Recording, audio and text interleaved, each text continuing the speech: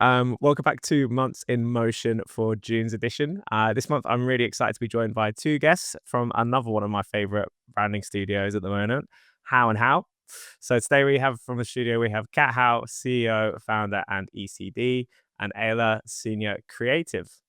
Eilidh and I meet for the first time today, but Kat, we've of course shared a few videos in the past when we had the Collins event Indeed.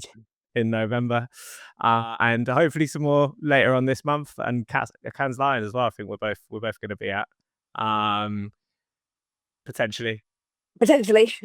I don't think that might not happen this year, but I will be in Portugal, so I might see you then. Well, we'll get Yeah. some then, but no wine Yeah. today, even though we are close to 5 o'clock for me. Uh, 7:30 a.m. for me actually, but I could consider Perfect time. it. But really excited to Done have before. really excited to have you both for joining me. So thank you so much. And yeah, if you're both ready, we'll just dive straight in.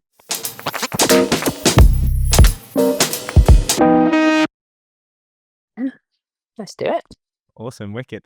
So last month's episode, we had Santi from Koto on, and we were discussing a notable trend recently where brands are blending use of motion design with more illustrated character-based assets to help bring a bit more personality and mood to projects. I'm a really big fan, as I'm sure a lot of people are, of the project that you did for Wild Things, project that's consistently popping up on my feed since the launch. Always love to see it. Most recently, for a well-deserved Creative Review Annual Award. I noticed on this project, the Venus Flytrap character V was given several different mood looks, and I'm curious, what did these personas allow you to achieve, and how were they used within the brand toolkit? Wow, should I jump in? Mm. Yeah, so she was like such an important part of Wild Things because of her many moods. Like my background is in character design and animation, and I always love a mascot. I love a strong mascot. And I think once we read the brief for Wild Things, we definitely thought like this is the perfect place for one. It just was a real gift. Um And I think, with mascots, they always work best when there's a bit of tension within the brand, and with this one, there was that tension. We had this brand that was organic with edge, but we also needed to speak to 2 quite different audiences. So we had, the kids and then their parents, and I think it was so important because she really helped us walk that line. So her multiple personalities and personas and looks were there so we could kind of express different tones of voice in a way that felt more natural.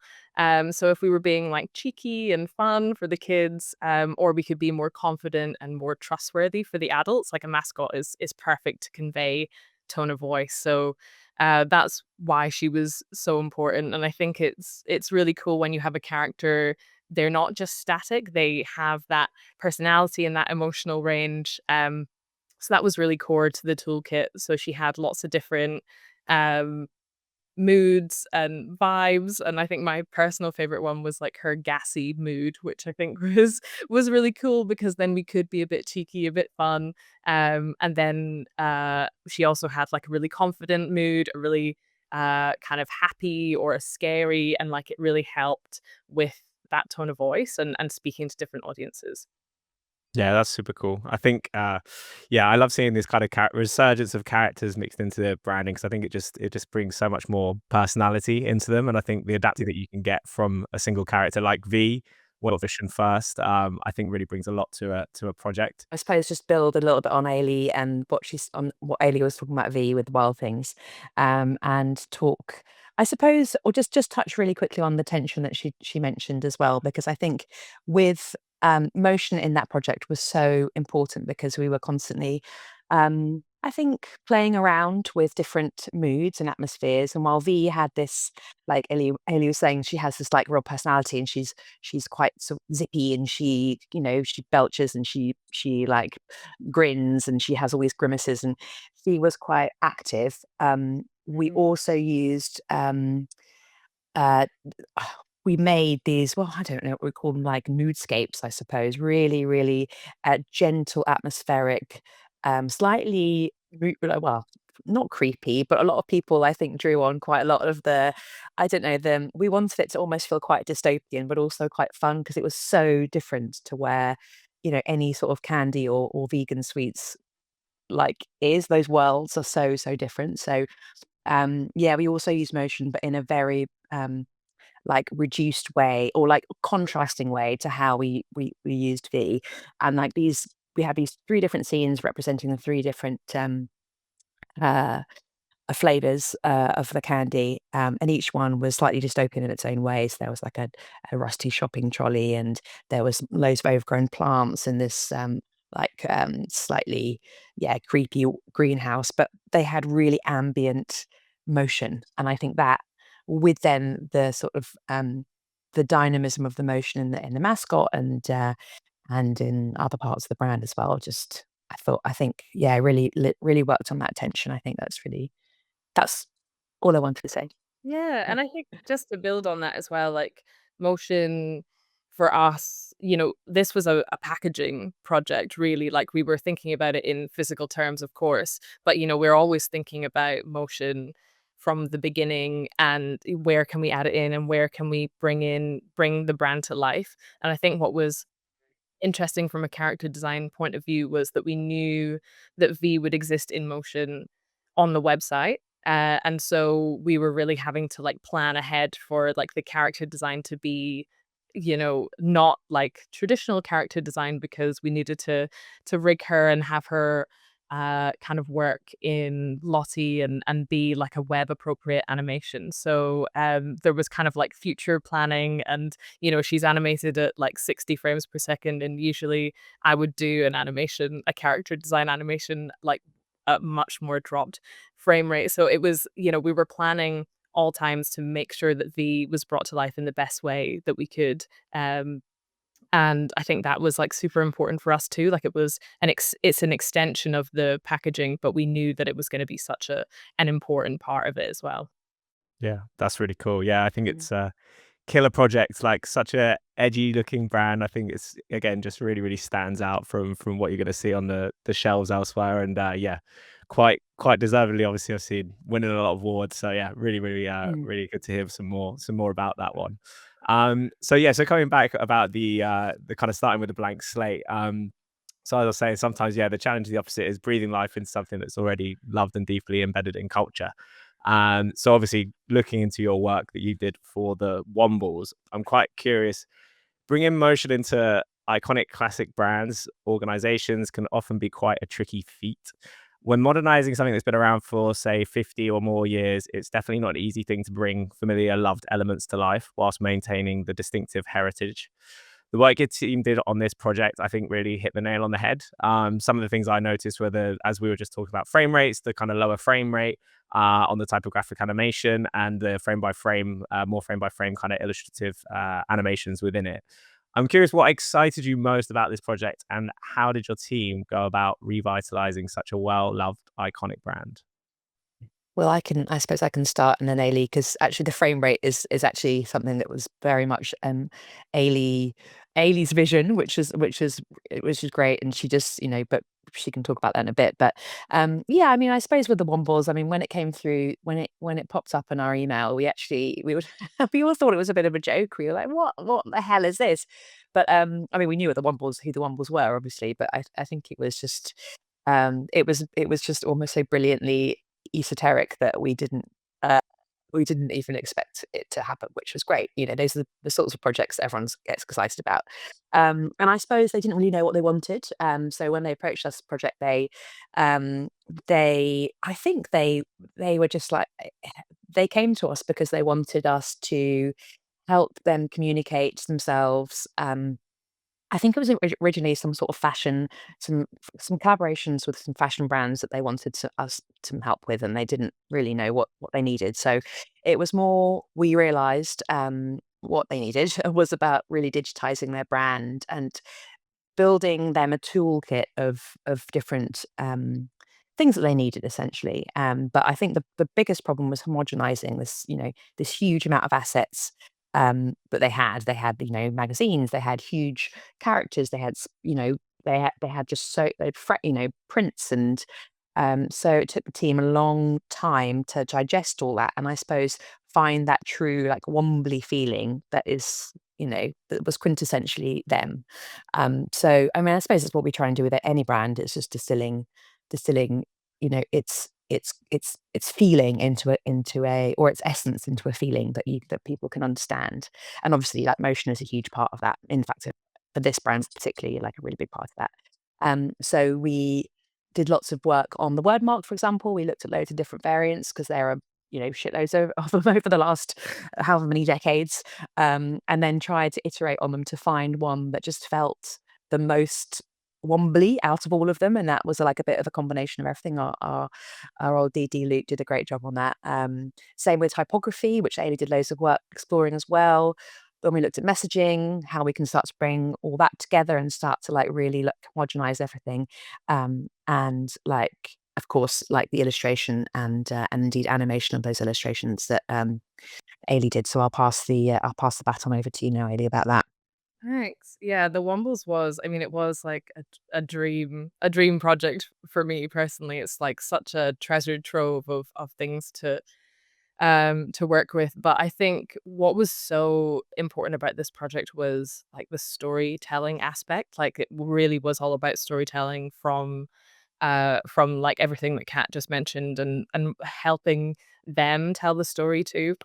And I think the frame rate really comes into that. I'm so happy that you mentioned that. Whenever anyone mentions that, my little heart's like, it was something that I felt was like really, really important. And I think these details are so important when you're trying to tell the right story, whether you absorb them consciously, like people who like understand and love motion, or if you're absorbing them subconsciously, they're still there and telling that story. So yeah, the illustration side of things was amazing. I'll just talk a little bit about like the illustration first, and then we can dive into the motion, because like creating that toolkit for the kind of new children's stuff was really, really fun. And it was based off of the stuff that the team had done before. So there was a lot of like strategy work, a lot of messaging that had gone into it.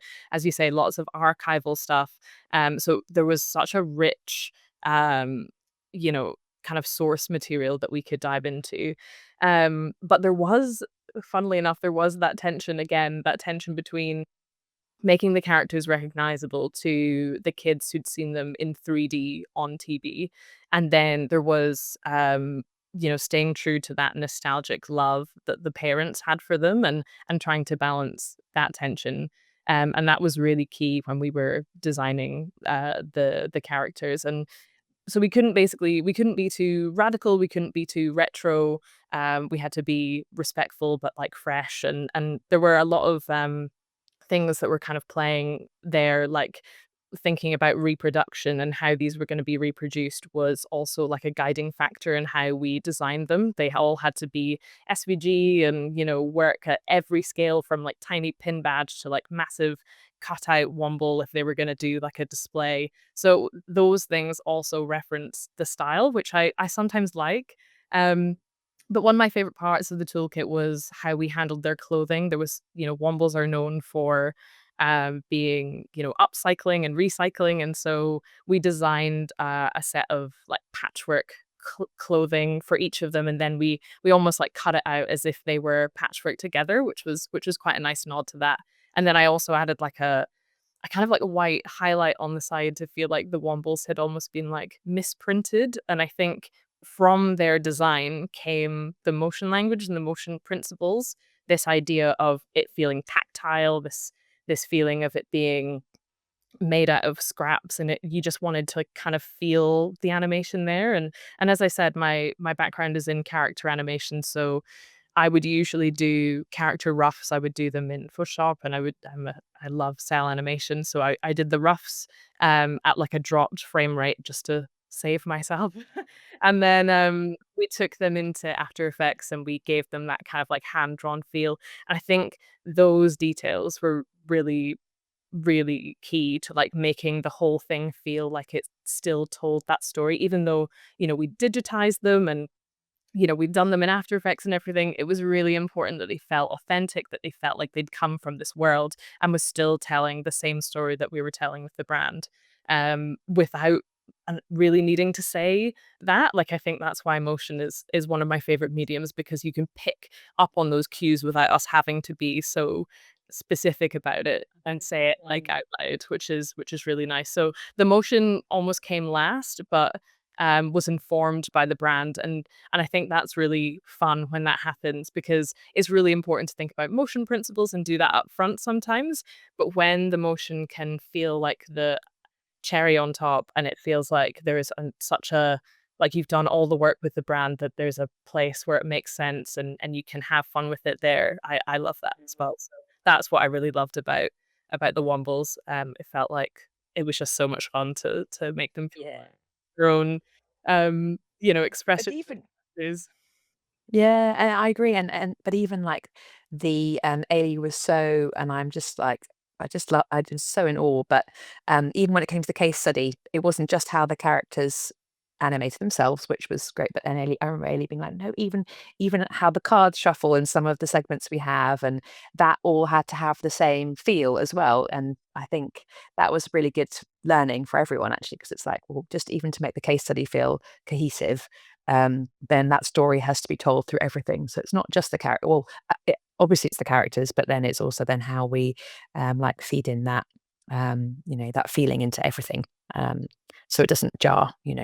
Yeah, exactly. So I think it's like, I think we like view ourselves as storytellers, and I think like motion is just an amazing tool to be able to like tell that story in more ways, which is really cool. Mm. Yeah, that's awesome. Really cool to hear. Yeah, I think I said it's really interesting to hear about all those techniques that go on behind the background that aren't immediately kind of evident to somebody who doesn't understand like those kind of principles, but it's still, you still get that like that feeling, and particularly, yeah, the frame rate, obviously, me being in the industry, it was something that I kind of noticed. But I think it's one of those things that, yeah, it just gives that feel, that kind of like yeah, I guess that nostalgic feel of what we know from old.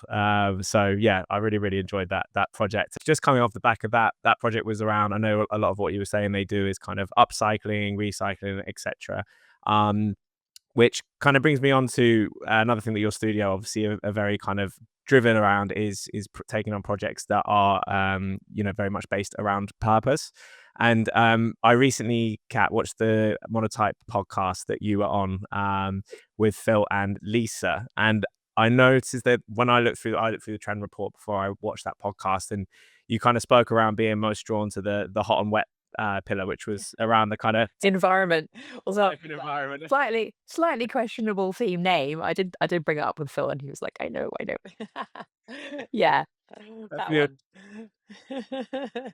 I'm curious, like out with that one, obviously being around type and environmental storytelling, like Yeah. what resonated the most with you from that part of the report, and like how do you see typography design Yeah. shaping our views on sustainability?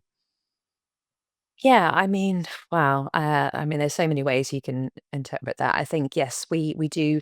We focus a lot on sustainability. Well, we focus a lot on people doing good things and good ideas that will benefit people and planet. We're B Corp, and we're proud to be. Um, but I think, I think with anything, we always try and, like Ailey just said, we're storytellers, and we are visual communicators, and we're always trying to liberate an idea, a great idea, through the tools that we have at our disposal, be they motion or be they or typography, or typography then that we apply motion to, for example. So I think I'm always drawn to the environment because it's just the most accessible way, or the most what's the word? Not enjoyable, but the most satisfying um, place where you really feel like your work can actually have a real impact. Be this through, for example, me and Ailey also worked on a project for the Aruba Conservation Foundation.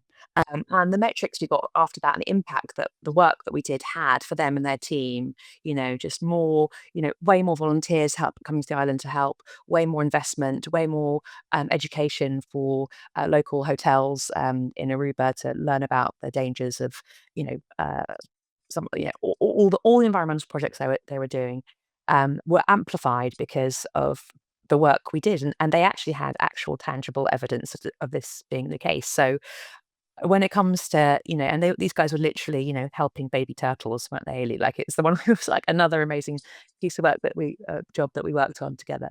And I think that's what makes it so satisfying. And I think that's why I'm always drawn to this, because it's if you do it well and you choose, you're selective about the people, not you're selective about the sorts of clients you work for because they have a really good purpose, then it is just, it's literally like design changing the world for the better, which I know sounds really woo woo, but I do actually believe it does work. So I think that's what all of us actually in the studio love about it as well. We can actually, we really feel like, we're making things better.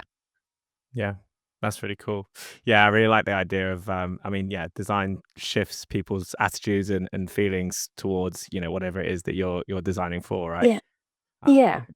Exactly. I mean, I think like branding is all about improvement, and that's why we get out of bed in the morning, I think, because ultimately, if you break it down, we're always wanting to improve something and make it better, communicate better, or articulate itself better, which is the same as communication, obviously. But essentially, that's all about changing people's attitudes and moods. Yes, talk about mood swings. So trying to, change how people feel about something. And often, like when they come to us, their brand, they're not happy about their brand and they're not feeling great about it. But we can then change how they feel about their brand, but also how other people feel about their brand. So most often taking them from like a transference of mood, essentially from a very frustrated state of miscommunication or misunderstanding or misarticulation to another one of hopefully um, clarity of voice and clarity of message as well. That's the ultimate goal, isn't it? I think. Yeah, cool. Yeah, I think branding's not just about selling, right? It's about feeling, as you said. It's about evoking feeling in people, and I think when you can do it for some really cool projects, and again that Aruba one as well, it must have been really rewarding to kind of hear the statistics off the back of that. And talking more around the nature side brings me on to the work that you did for Chester Zoo, another project that I really really love. I'd love to hear a little bit about how you kind of approached the challenge of digitizing something that's so organic and as vast as the natural world. I'm quite curious to hear a little bit about that one. Mm. Yeah, so I suppose a bit like with the Wombles and like with any project, like I mentioned a bit earlier, like we essentially want to distill the essence of what of who we're working with into its like most reduced but most potent form. And I think with Chester, I mean, digitizing nature is like absolutely mad broad, isn't it? Like it's like, how the fuck do we actually, go about doing this? So well, I mean, we looked at the different animal groups, and then we distilled them down to basically a set of icons for fish, birds, reptiles, flora, mammals. We had to drop one. I'm not sure why. There was something, I can't remember why.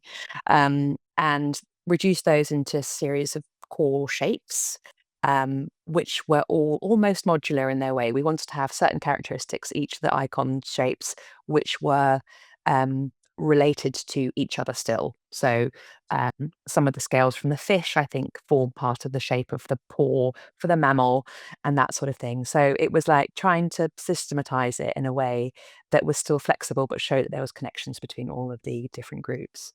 So yeah, then once we had that as a set, then that then influenced even the cuts that we used from those icons, but using the cuts in the bespoke typeface. And then of course they influenced everything else, patterns and whatnot as well, and the rest of the brand. Cool. Really Yeah. cool.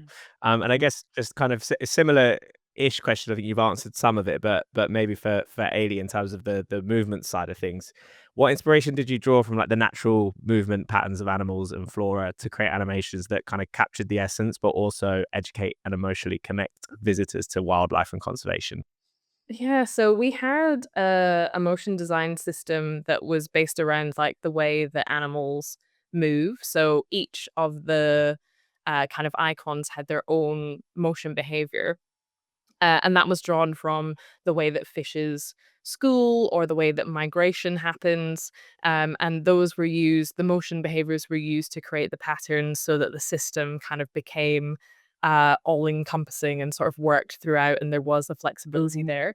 But it was really nice to have uh, that kind of, what am I trying to say? Like that reference to the natural world so that it could become a talking point as well. Yeah. Yeah, exactly. I think building on which it's different. It's not often the case that like the pattern that the motion no, that pattern precedes the motion, if that no, hang on. So we built the pattern from the motion, actually. There we go. Let me just it was a few years ago now that we worked on this brand, but, in fact, it was a 2-year project, I think. We're still working on them now, but this was a way back in the archives. But yeah, so from the icons, then like Ailey said, we looked at like how actually we could create a sort of distinctiveness, and like you asked about the natural movement patterns of animals, and indeed that's how we use them. So looking at how individual and like groups move in certain ways, then influenced how we used like a special pattern brush to make sure that we got like the fish, yes, schooling or swilling. I think there's even a term for that, which is the swilling. There was like a flocking of the birds and all of that. We looked at like these how starlings flock and how those the patterns clash, or the birds clash, and each bird was then represented as one of the icons. So then that movement of the animals then influenced the pattern, then the pattern um and then the motion of that movement then influenced the pattern, if you know what I mean. So it was like slightly there was sort of codependent on how they came about. But I think what's interesting about this particular piece within the work is that um, the actual graphic system was influenced by the motion. And so the static graphic system was influenced very heavily by the motion and how those things happened, if that makes sense. Yeah, yeah, that's really interesting. As you said, normally it is kind of the other way around, but I think when you're Mm. building a brand system, it's yeah, it kind of it's going to always be like a bit of a natural flow, isn't it? Something might take precedent once and influence the other thing. It's never always like a set kind of method of approaching it. So yeah, that's all Yeah. really cool. Mm. So talking of movement, moving on from natural to more humanistic, I am also another project of yours that I'm a really big fan of, the project for Yango maps. I think the motion in this, the typography in this, all of it is really, really, really cool. There's obviously a blend of 2D and 3D in playful ways, particularly around kind of the whole shifting perspectives. Yeah. I'm curious, how did like motion allow you to further play with visual perspectives, and how did you Mm. find that linked into the theme of travel? Yeah, so Yango Maps, this is a top line, is a navigation app based in Dubai, and it includes basically true to life depictions of Dubai, but I think different to most other places. It doesn't just do apps, I mean, not places. Most other apps, it includes roads and buildings and crossings, but you can also, find, tunnels and traffic lights and, parking spots, and all in real time, essentially. So it's really, really dynamic and really versatile and really reactive, essentially. So we worked with the Yango team on which is quite they were quite a big team actually. Um, and we came up with this brand idea, which was Move Your Way. And so I think the idea then influenced again, I mean, it actually literally has movement in the title. And it was not just about you know, moving around Dubai, but also like having ownership of like your life. And it was about, realizing someone's ideal journey in real time, essentially. So, um, because of this, the motion was, very angular and distorted because we were always thinking from the first person perspective and thinking like, how are they seeing things? We were inspired by slanted road signage, when you travel past stuff and you see that like it's flat, then it goes wide and all that sort of thing. So that just made it feel really like stretchy and elastic and like really like um yeah, like just really flexible and quite disruptive as well. And also I think there was like the dual language, between Arabic and English, which really helped it almost helped to like blend the two, because we had these motion behaviors which we applied to both scripts. It just brought everything together. It felt made everything feel more cohesive. Um, so yeah, so that was good. That was really fun. But again, we designed motion guidelines, motion toolkit for them as well to use. Yeah, I'm glad you like it. It was a fun one. Yeah, it's super cool. Were you working on that one as well, Eilidh? No, that was before my time, I'm afraid. But it was one of the ones that really caught my eye when I was like, oh, this is cool. Yeah, yeah. I need to work here. Wicked. Well, moving along from projects. Your team obviously a big advocate for change in the industry. Kat, I know you're obviously very often cited as one of the top female voices across the design industry itself. You're a big advocate of pay transparency and helping to close the gender pay gap, which is a super important topic, and it's great to see you talking about that so much. And I know How&How as well, obviously, kind of have full transparency across the board. I'm interested, looking forward from both of you. What other changes and improvements are you seeing in the industry, and are there any in particular that you would like to see pushed for a little bit more? So I start Alien, then Yeah, I mean, which ones would I like to see pushed for more? The gender pay gap. I'll just keep on banging on about it, still, because I think we've just got so much, still got so much to do. Yes, we talk about it all the time, but that's because we need to talk about it all the time. And I think we need to talk about it all the time because it's not getting really where it should be.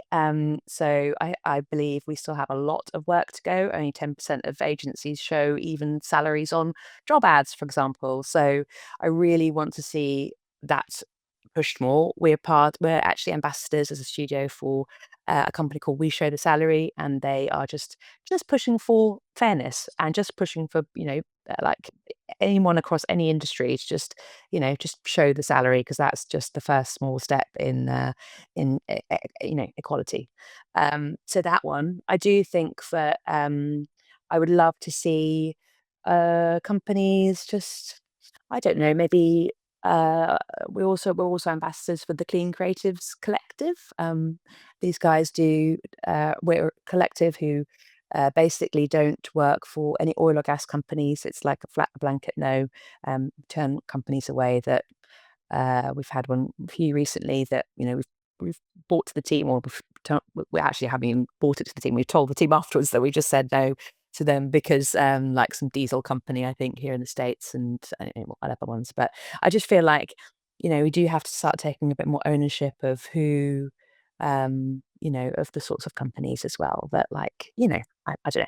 So there's stuff to be done on that as well, that category. Eilidh, what do you reckon?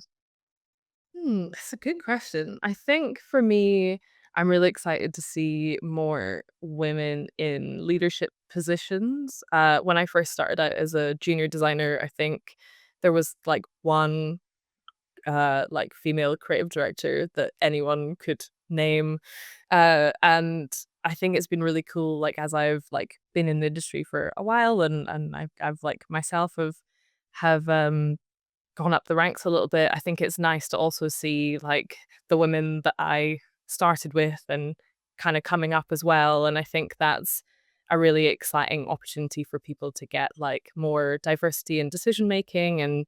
And I think it's just gonna, in a time where maybe the creative industry feels a bit like it's going one way and one note, I think it's going to be an exciting time. We've got so much more diversity, not just within gender, but within all categories that have kind of started at the same time as me and a little bit before, that have kind of like, and it's going to be like a new era of leadership. And I'm excited for that, I think. Cool. Love it. Yeah, that all sounds great. Wicked. Talking about the future, there was one last thing I wanted to kind of put to the two of you. Looking at How&How Studio, what are you most excited about for what's coming up for How&How? Are there any little sneak hints you can give us at what's maybe coming out?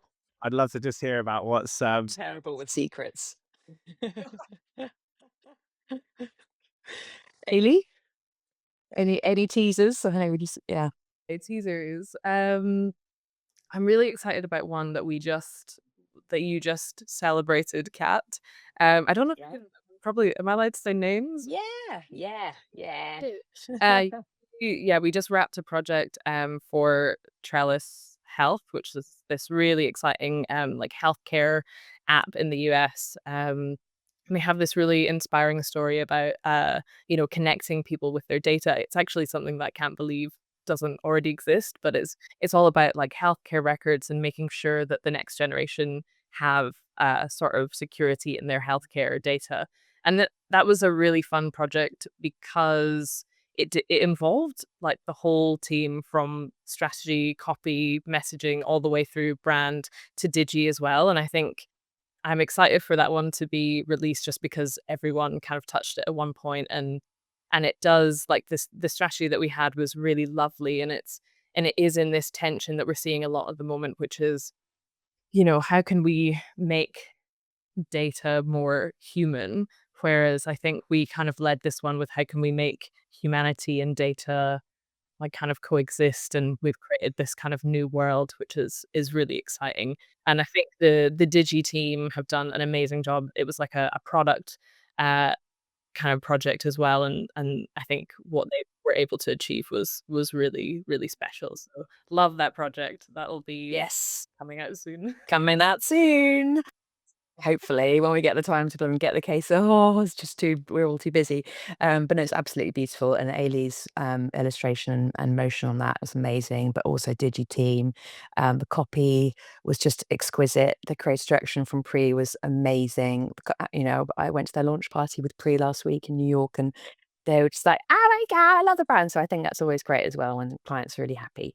So yeah, that was such a beautiful thing that we're going to hopefully show soon. But yeah, I mean, what else can I say? Well, we're working with really disruptive mobile network provider in the UK that are really irreverent, really bonkers actually, which is great. And to the point where, like Ellie mentioned, all being like a collective team thing. We actually did this on Wild Things, where we got everyone in the whole studio at the very beginning to do this ideation session about sweets, and like everyone, like client services, interns, like the and Rog founders, like the entire agency, which I actually thought was really good. I mean, it was, and everyone we had like an hour together, and we all Yeah, it did, was like I no don't raw know, ideas, wasn't it? no, Let's go. And we were all on a call yeah, together. It was like yeah, multi-time zonal, but it was good. I think it was so much better for that, and I think, when we have projects come through the studio that everyone is really excited about, we want everyone to feel at the beginning they've touched it in some way, or that they know, what's going on, and that they've helped to contribute towards that. So we're gonna do that with that company because we're all just like, "Can't wait for this to start." So we've got that happening. We are also, so that's cool. Then working with an ice cream brand that helps you fall asleep, which is very cool. One of Very the interesting. yeah, yeah. What else? One of the biggest pets brands in the UK. We're working on that currently as well. Something that Ailey's been working on as well, looking so lovely. And so yeah, and then I suppose more in the next few weeks we'll be landing a new case study which is like this AI powered like OS decision making platform, which is actually very like, and then the motion for that is really surreal, and it's gentle, and it's all inspired by Magritte, and it's just weird. It's the weirdest brand, but that's why we're all so excited yeah, about we it. love it. So Love it's that. just We need more we AI need more brands to weird. stand out. They all look Yeah. the same.